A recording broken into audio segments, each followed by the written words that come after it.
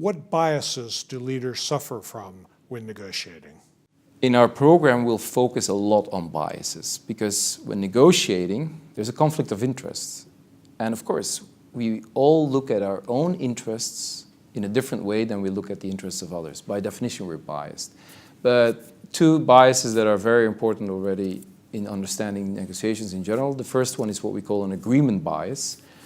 So if you ask most people, how does a negotiation feel? What do you think about a negotiation? Most answers will be pretty negative. People will feel excited, but in a negative way because they'll feel restless, anxiety, stressful. They want to have it over with quickly. So this is why we call it an agreement bias. People are very happy and relieved when they get to an agreement quickly. But the point is actually finding the right agreement, which may take time, which may take different routes. So don't fall prey of the agreement bias. The second one is the winner's curse. And it's related to it in a sense. You get an agreement quickly.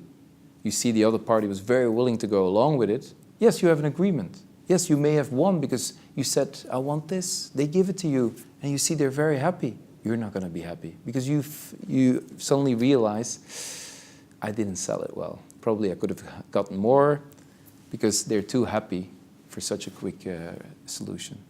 So those are two biases that people fall prey to. As a leader, do you always need to be a tough negotiator?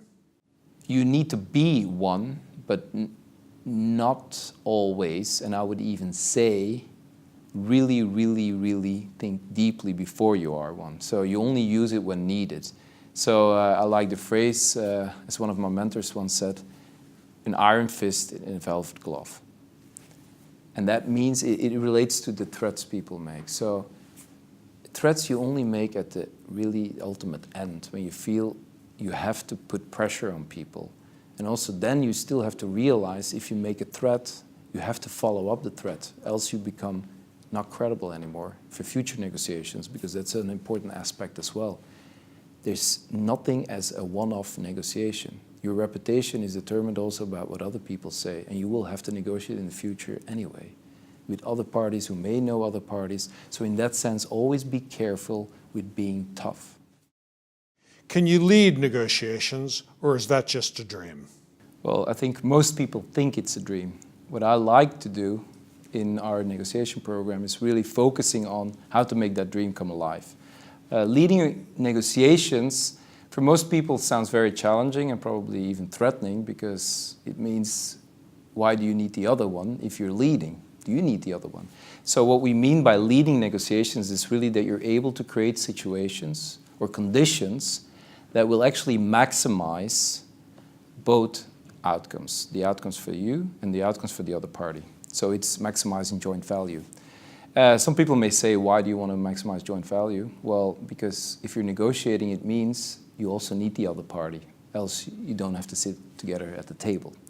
So you need to create a situation where people are willing to disclose information, where people are willing to take each other's perspective.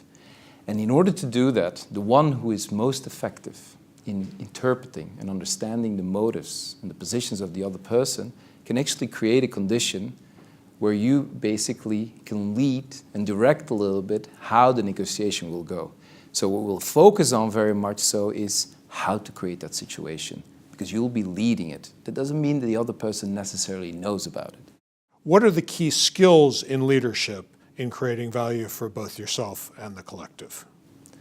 Well, I think there's a range of skills there. And it already starts with meeting each other.